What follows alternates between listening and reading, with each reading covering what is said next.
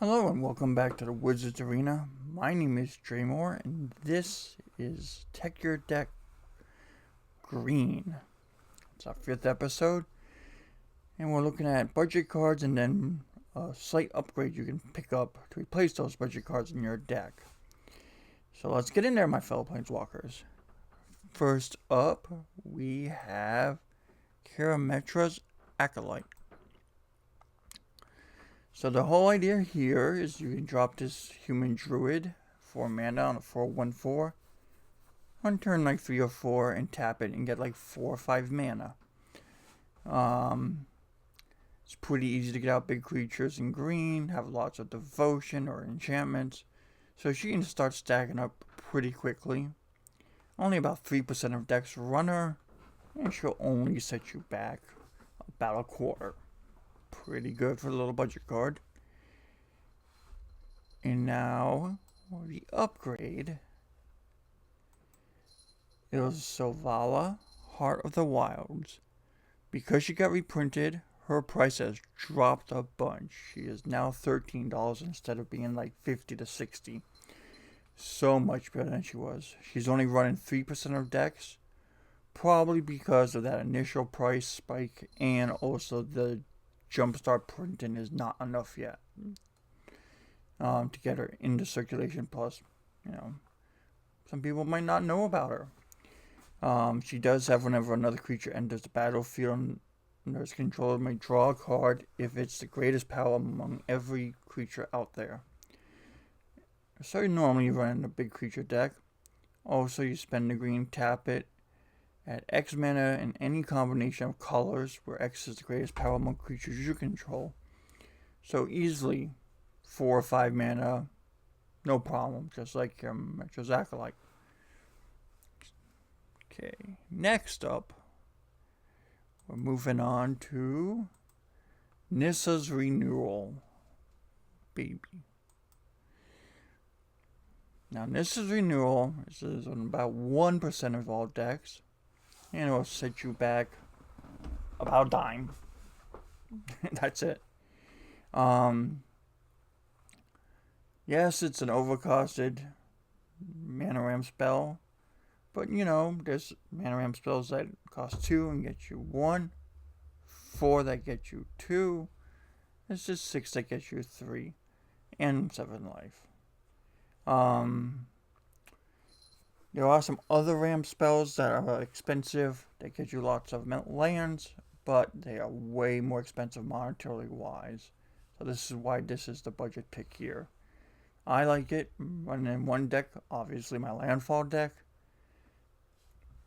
The other one that would be a slight upgrade is Traverse the Outlands. And this one will set you back $12.50. It's only running actually 2% of decks, way less than you'd think it'd be run. But if you're playing mono green, this is an amazing card. Or green splash and a little anything else, like a little white or a little red. Just doing a little something. You can easily cast out for 5 and go get 4 basic lands. So that's really nice. I mean, also, there could be creatures there that came out that have a really high power and not much defense too. So you could have like a 6/2. Next up, we have Summer Bloom. Now, Summer Bloom I use in my landfall deck also. It's about $1.50. It's used in about 1% of decks. Summer Bloom, just drop out a bunch of lands. Get all your landfall triggers. Be happy. It's a backup redundancy I use. It's also very budgety because it's only been printed once in the core and then once in Visions or Weatherlight. I forget which was the original printing. And its upgrade is this crazy girl, Azuza Lost But Seeking. She's in about 8% of the commander decks. And she's only about $7. She was $20, $25 for a while, But again, the M25 reprint and then a reprint in standard has really tanked their price. So if you like playing decks with lots of lands, or you need a really solid upgrade for your landfall deck, and you have a few extra bucks from the stimulus check, go pick her up. She's pretty fair priced now. Next up, we have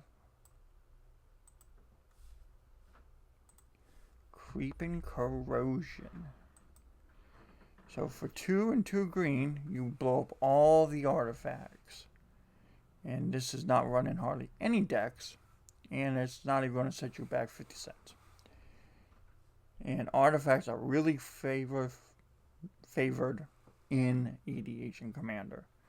And if you're running behind in Ramp, or somebody playing Artifact Solitaire, this is a really good card to stick in your deck if you know artifacts can get out of control in your environment, if you can't pick up some of the upgrades. Before we go to the upgrade, we're going to have one little exception before then. Next up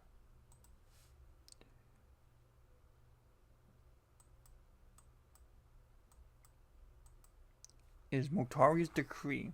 This also is in hardly any decks, but for 3 and a green, you blow up all the enchantments and get 2 life. Enchantments aren't played as much as artifacts, usually, in my group. Maybe in one of your groups it is. I can't speak for your group, but this is a common. Won't send you back too far. But the upgrade has just been reprinted, and that is Bane of Progress. Even with the reprint we just got, it's dropped it to a little below $4. This hits everything, artifacts and enchantments, and it's on a body, which just strictly is a better upgrade. But if you can't swing the $4, Creeping Corrosion is fine. And like I said, usually most play groups, enchantments aren't that big of a deal, so you can get away with just the artifact of removal. Red has Shadow Storm as an option too, and then there's like